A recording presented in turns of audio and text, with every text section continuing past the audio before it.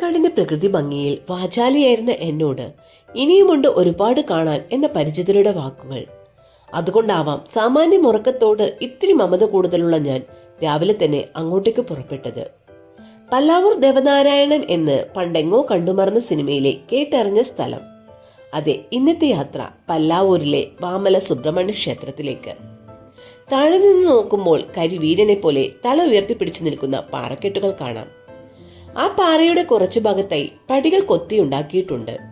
ഈ വഴി മുകളിലോട്ട് കയറാൻ എനിക്ക് എളുപ്പമാക്കി തന്നു എന്ന് വേണം പറയാൻ.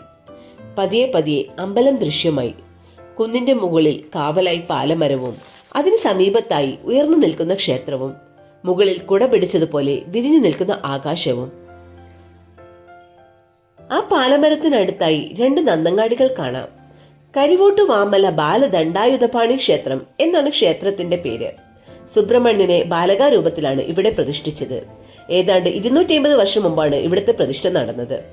ഒരുപക്ഷെ ആഞ്ജനേയ ഭക്തിയായതുകൊണ്ടാവാം ഈ പ്രദേശം വല്ലാതെ എന്നെ സ്വാധീനിച്ചു. ക്ഷേത്രത്തിന് തൊട്ടടുത്തായി ഹനുമാന്റെ കാൽപാദം നമുക്ക് ദർശിക്കാം.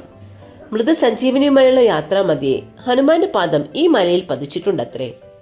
അവിടെ നിന്ന് നോക്കുമ്പോൾ അല്പം ദൂരെയായി നെല്ലിയാമ്പതി മലനിരകൾ നിരന്നു കിടന്ന് ഞങ്ങളോട് യാത്ര പറയുന്നത് പോലെ തോന്നി.